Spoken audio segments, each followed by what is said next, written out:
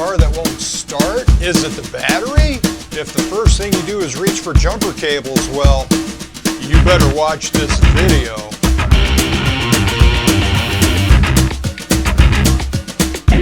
Hola! I'm Mike, the backyard mechanic, and the Mustang won't start. Is it the battery? It's only 3 years old. A battery has exactly 2 states, works lately and late for work. Thing is, 7-year car battery warranties have gone by the wayside, like Internet Explorer. You see, IE6's rendering engine was a total disaster. Michael, I believe you are straying off topic. Oh, thank you.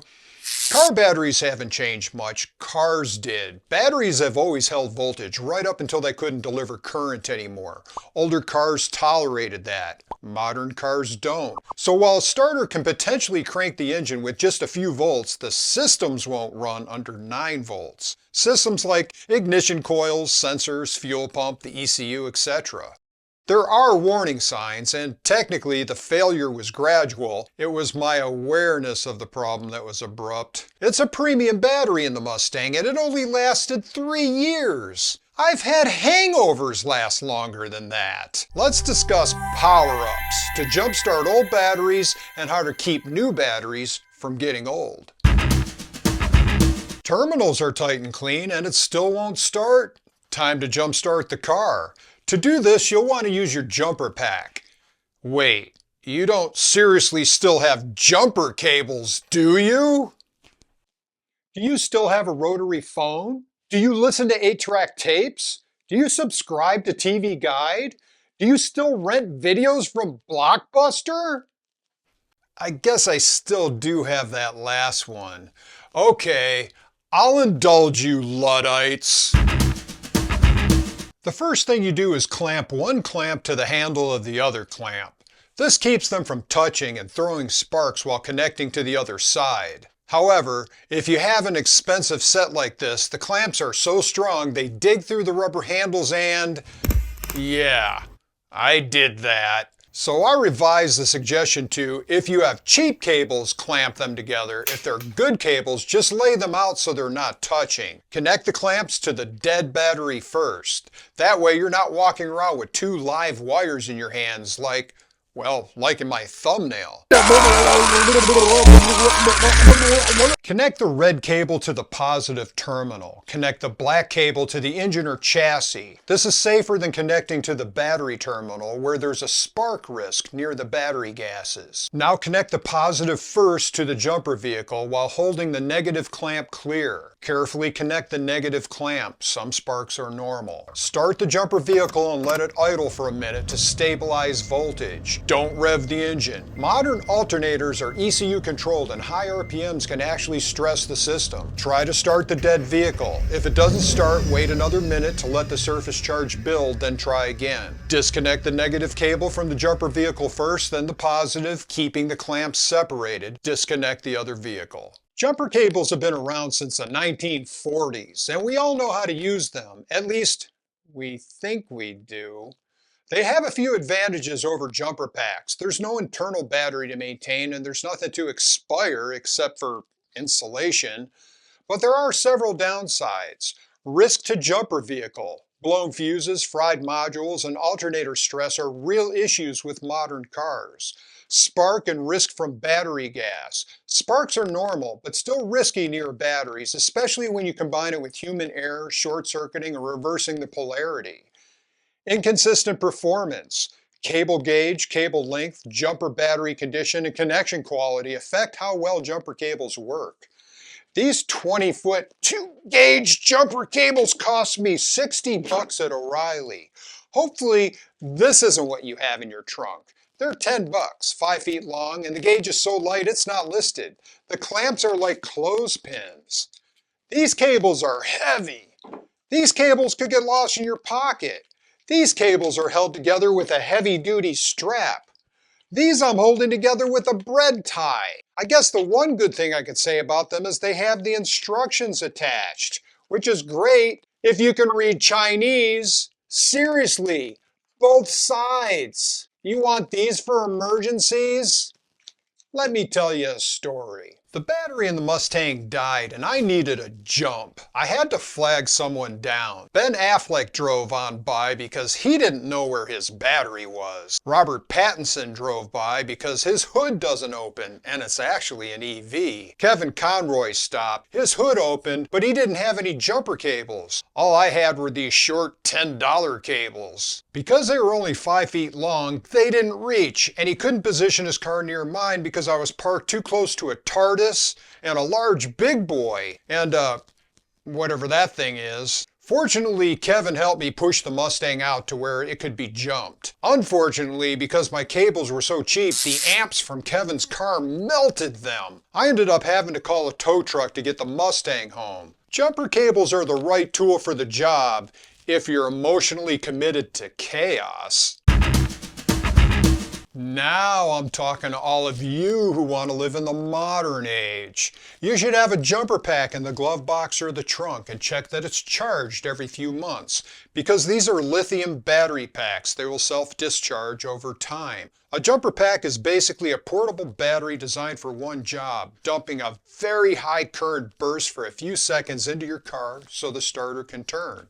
When your car battery is dead, the jumper pack bypasses the weak battery and supplies the starter directly. No second car, no jumper cables, no hoping you park so that your mom has enough space. The only con of a jumper pack is you have to keep it charged. Here I have 3 jumper packs, the Wolf 155 Pro, the Andaman 3000, and the Avapow 6000. These were all provided to me by the manufacturers, but I was not paid to say anything. Contractor, no. I will not bow to any sponsor.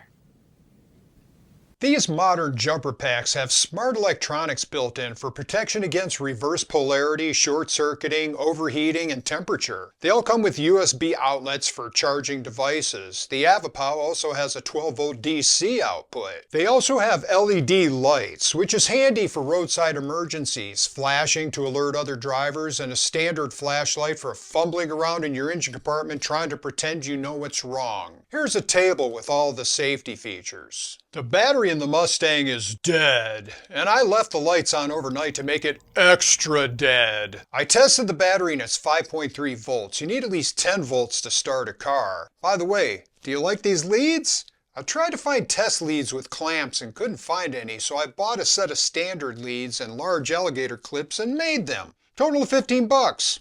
Links in the description.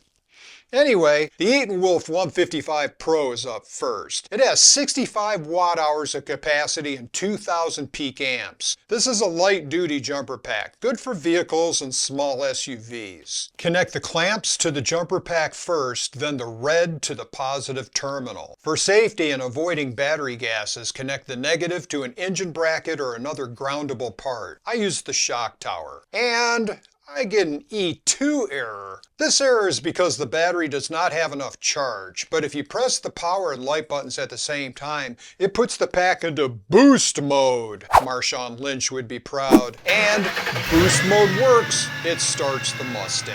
Next up is the Andaman 3000. It has 74 watt-hours of capacity and 3,000 peak amps. It's best for average cars and trucks. At first, the Andaman gave me some problems and didn't start the car. I looked for a boost mode, but didn't find anything. However, I did find that underneath the device, on the cables clip, there's an LED indicator. If it's flashing quickly, that means it timed out. When you first connect it, you'll hear it clicking. You have about 10 seconds to start the car while the LED slow flashes and that clicking continues. That was the solution.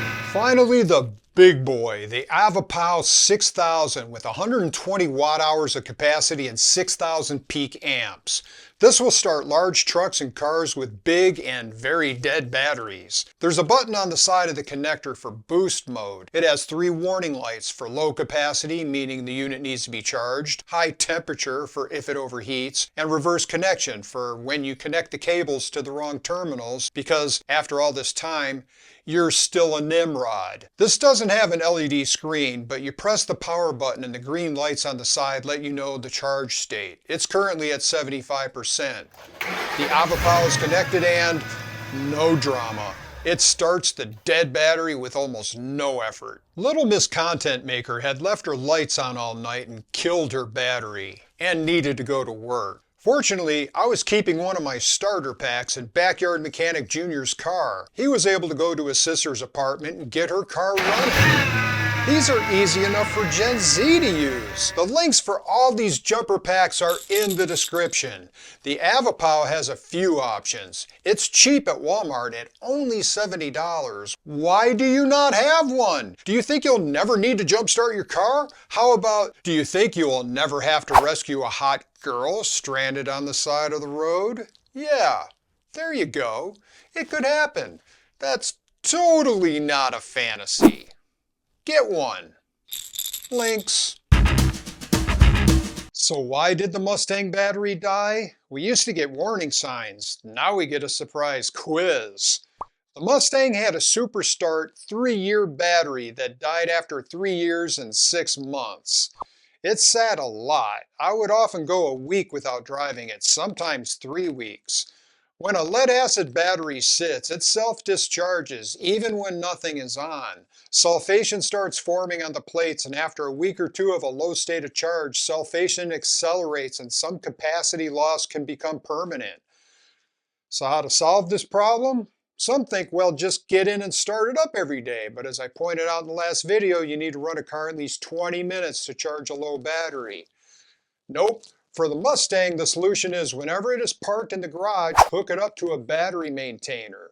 Data shows that if I do this, I can double the battery life and get 5 years easily and maybe even 7.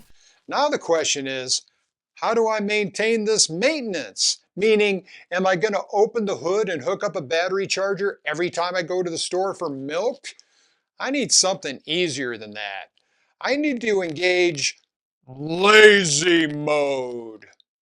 I want to be able to just plug the car in, which is exactly what I'm going to do. Some of you may have noticed my recent bout with schizophrenia.